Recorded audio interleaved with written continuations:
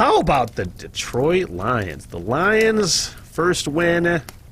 Man, so happy. I was so happy. Levi put it best. He said, this is the happiest I've been on a football weekend in years, because Michigan obviously won the national not national championship. They might. Who knows? Nobody really gives them a chance against, like, Alabama or Georgia, but they won the Big Ten championship, and then Sunday Lions won. I saw friends talking shit about them. What are you celebrating for? You're acting like you won the Super Bowl. No, they're not, because there wasn't confetti, there wasn't champagne, there wasn't any of that bullshit. There wasn't trophies, there wasn't speeches. There was a locker room celebration of guys that were fucking due for their win, man. People want to talk shit about the Lions. I'm the first one to talk shit about the Lions if they deserve it.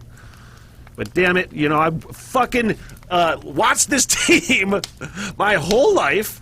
I love what I'm seeing from that team, even though they don't have the wins to show for it. I love the fight in that team. I love the defensive scheme of that team. I love the offensive line. I love the running game. Jared Goff fucking played halfway decent too. Maybe the Vikings suck. I don't give a fuck why they won. The Lions had a lot to do with it. And it made me happy. And to see those guys finally just get that monkey off your fucking back, man, and get a win was super fun. It was super cool to see. I watched those locker room videos like 3 times. Watched Dan Campbell celebrate that last-second touchdown. I was like, man, I love Dan Campbell. I might love Dan Campbell as a head football coach. When you see other people, like on, you know, talking heads for, you know, ESPN or whatever, and they're like, I want Dan Campbell to coach my football team. I'm like, nope, he's mine. Ha, ha, ha, ha, ha. Nope, that's our coach.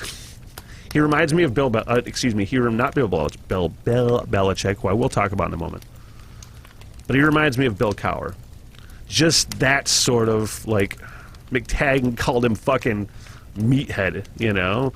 Like, no, it's a perfect mix of, like, meathead,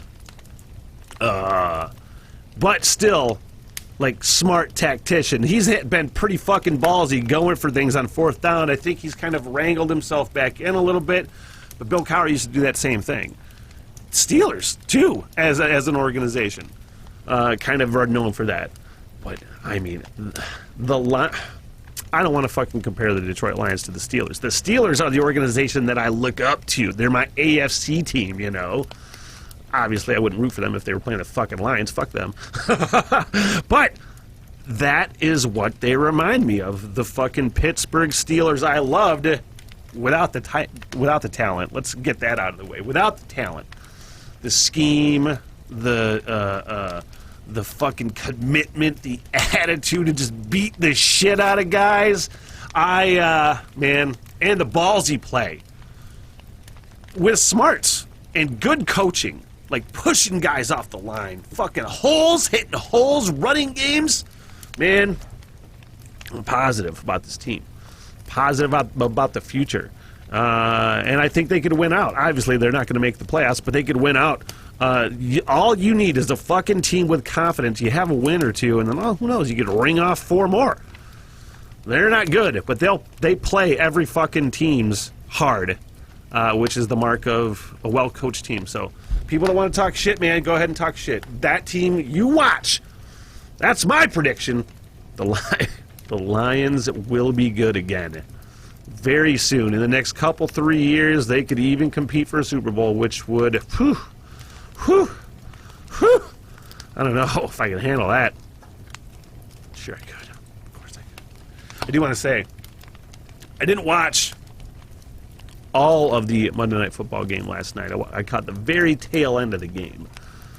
But I did on the post game, because I always, if that Eli Manning and Peyton Manning presentation on ESPN2 is on, because they don't do it for every game, where it's basically just the Manning brothers talking shit to each other, analyzing the game, and then they have a bunch of guests on. Like I saw they had Joe Buck on last night, and I'm like, ew. But I watched that, and then I turned it to ESPN for the post game for Monday Night Football. And their crew that they use for Monday Night Football, I think it's Steve Levy. It is Louis Riddick, who is fucking great, and I think it's Brian Greasy. His dad, Bob Greasy, used to be an analyst for Monday Night Football as well, I do believe. But those three are really good, man.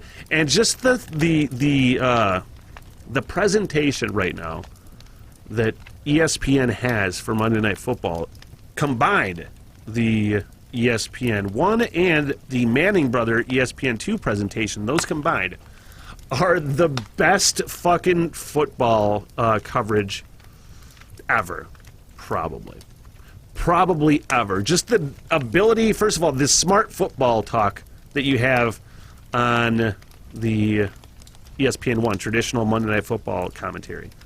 The three men in the booth, Brian Greasy, Louis Riddick, and Steve Levy. Brian Greasy and Louis Riddick, I could fucking listen to those guys talk football all day. They are so smart, specifically Louis Riddick. And Steve Levy's really good, too. So that crew is great. The Manning Brother crew is great. And it's, honestly, I go back and forth between the two, even though I watch primarily the Manning Brothers. But if one's not on, I'm not disappointed if I'm watching the other. So they're doing great. But that fucking game last night, that was something. I, again, didn't watch it until the very end. And I just looked at the score. It was 14-10. That was the final. It had just ended. And then I saw the stat line. Mac Jones, the rookie quarterback, 2 for 3. They threw 3 passes in that game. I think it was, I saw on the Sports Center this morning that it was the lowest passes attempted since like 1974. It was really windy, so that had a lot to do with it. But that, because they ran the fuck out of the ball, I don't know how many yards rushing there were.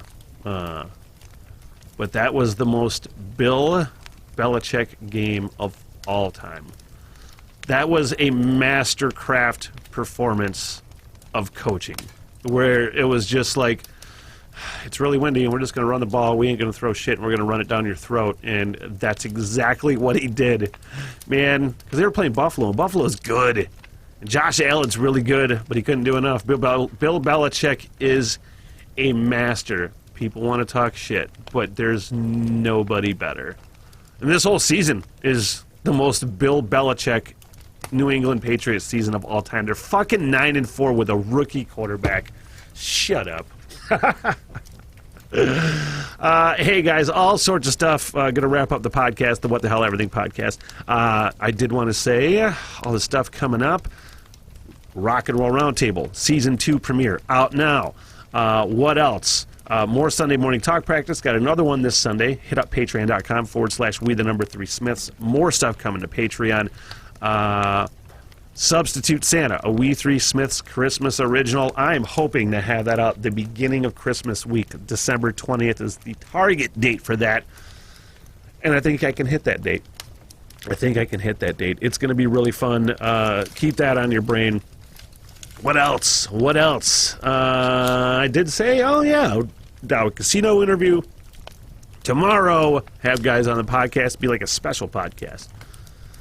And then maybe the brothers will be on a podcast. Maybe we'll do a podcast Friday evening with brothers Josh and Levi. Josh is coming over to record some spots like I'm in the radio doing commercials or some shit. Record some voices for Substitute Santa.